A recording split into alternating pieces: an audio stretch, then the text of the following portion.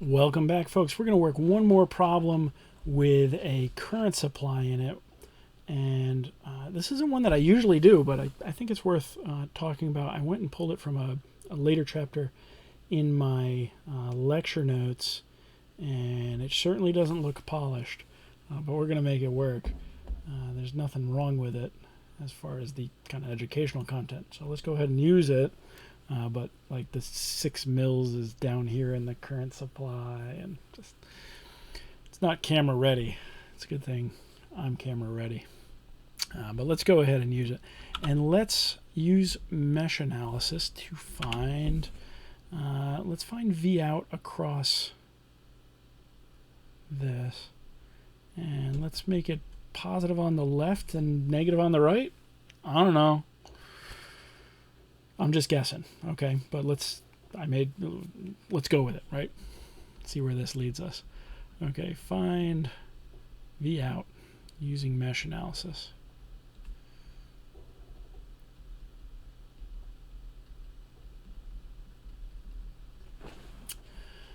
Okay, so label our meshes, our mesh currents. It's kind of nice. I got to do everything from scratch, just like you're going to have to do. I1, I2, and I3. Okay, 3 meshes. That gives me 3 unknowns. I see 1 current supply, so it's going to be 1 KCL equation, 2 KVL equations. Add those up, and I cover my 3 unknowns. Okay, so that's my plan. What do you want to do first? Let's do the KCL first. I don't know. That one always feels the easiest to me. So let's write the KCL for the super loop.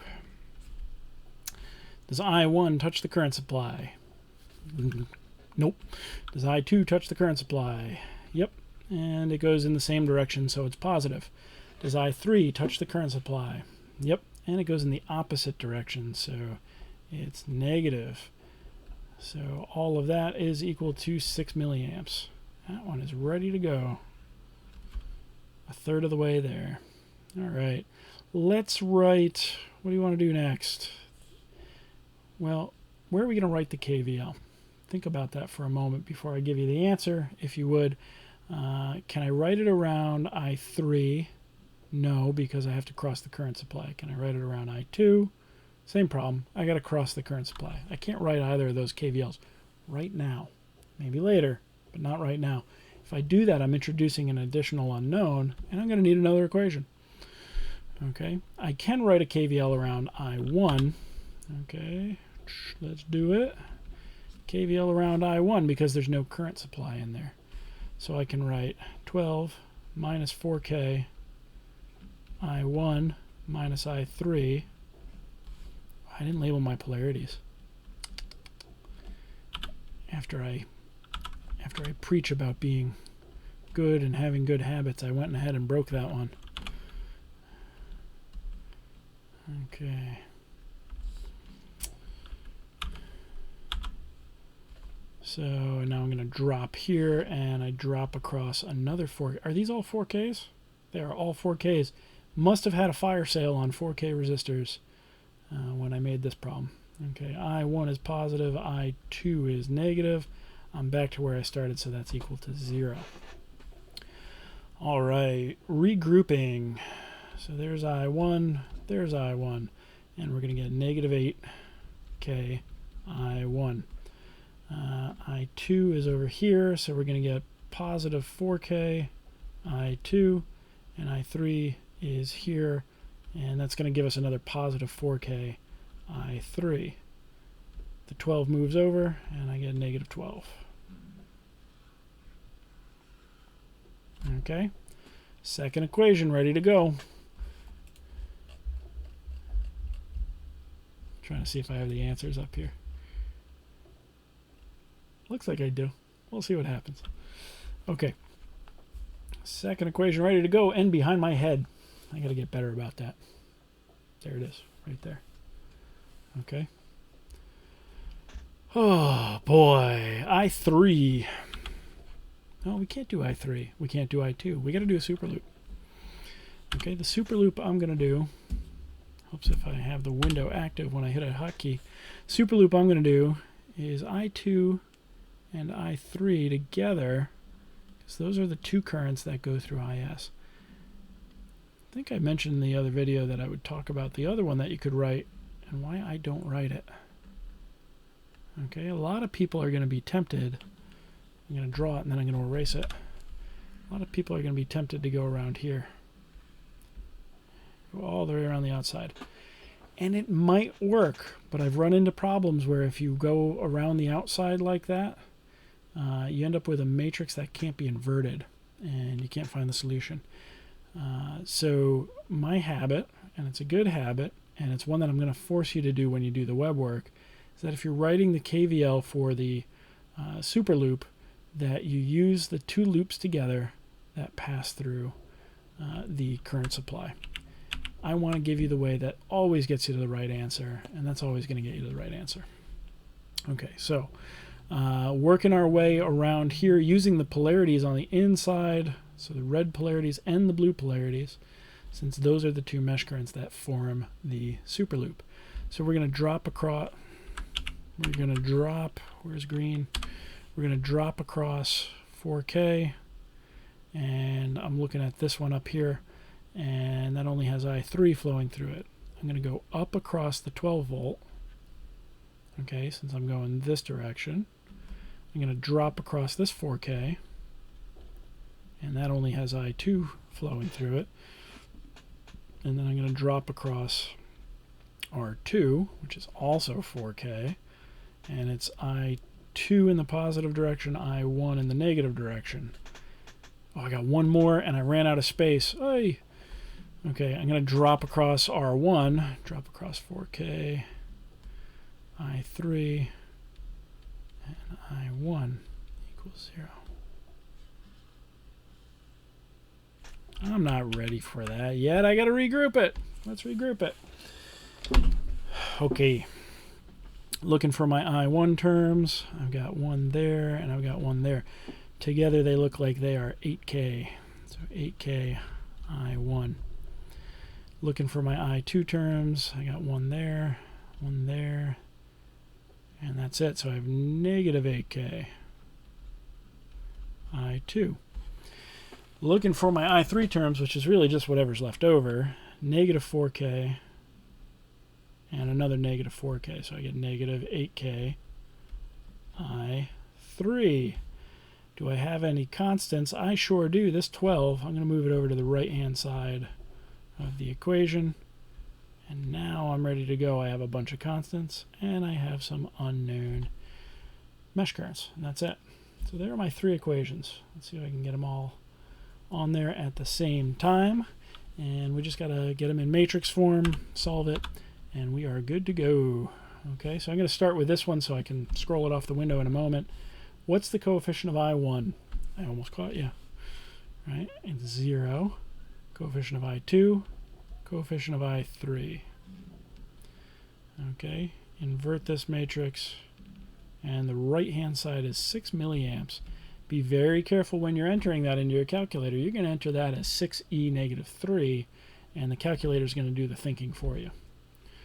Okay, so let's see. I can pick either one. I'm going to do the KVL for I1 since it's up top here. I have negative 8K in front of I1. 4K in front of I2, and 4K in front of I3, and negative 12 on the right hand side. Okay, almost there. We are good to go. Why am I boxing that? We are good to go there. Let's get this last one.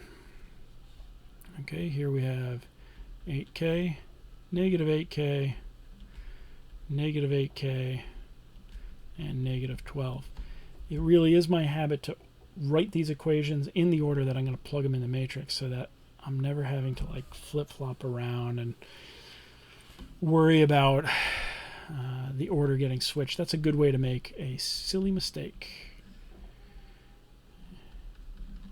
Okay, solving this is going to give us I1, I2, and I3.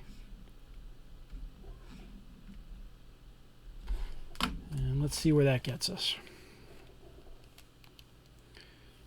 0, 1, negative 1, 6e, negative 3, negative 8k, 4k, 4k, negative 12.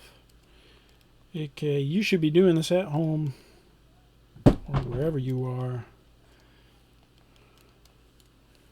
and making sure you can get the same answer out of your calculator. Okay, so I get 4.5 milliamps, 6 milliamps, and 0 milliamps.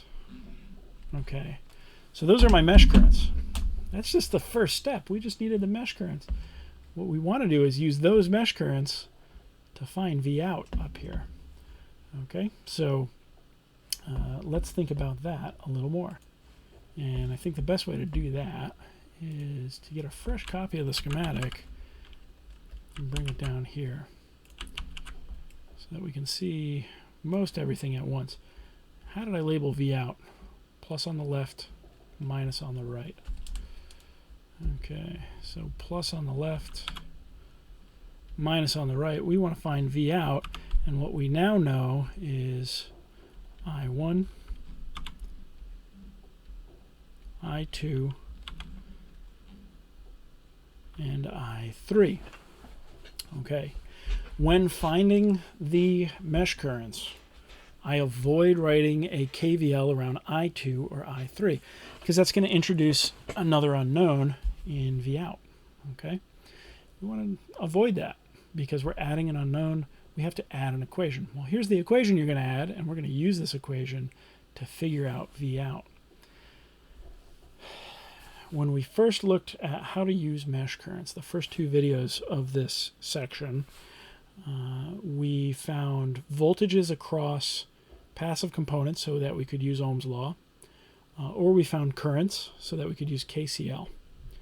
We didn't really use KVL at all when finding a value based on the mesh currents, but that's what we're going to do now.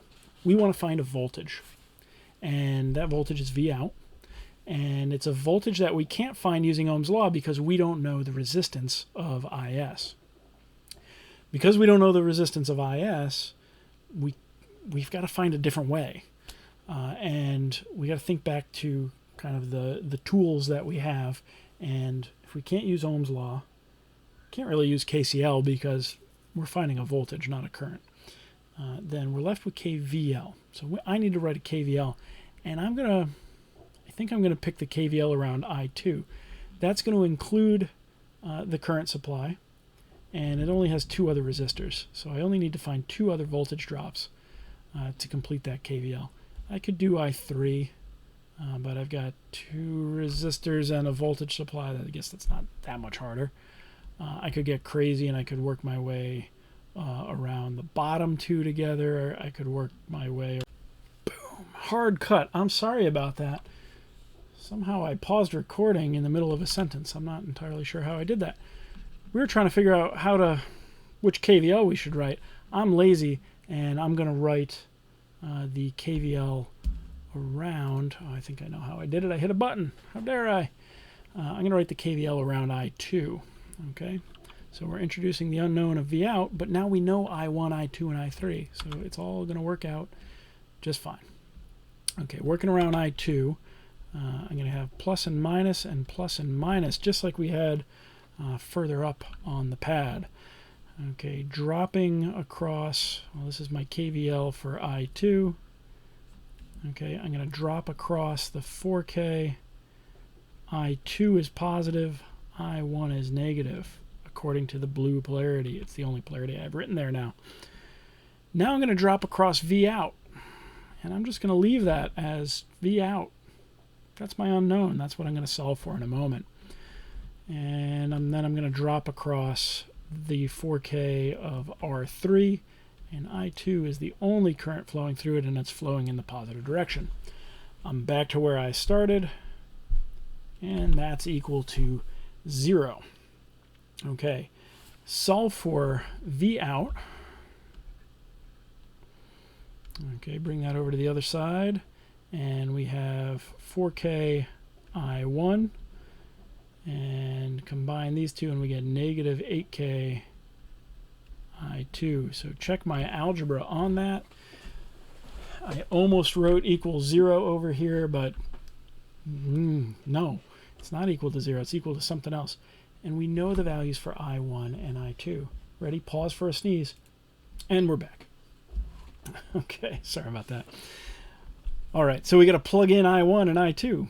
So 4K I1, where's I1? 4.5 milliamps. So 4K times 4.5 milliamps. Negative 8K times I2, which is 6 milliamps. Okay, and that's V out. I just got to figure out what that is. So let me grab a calculator, and let's do that on the screen today. All right, here's our calculator. Fresh memory. Let's change the mode to engineering mode. There's got to be a way to save the state in between me running the emulator. Okay, so let's see, 4K times 4.5 milliamps.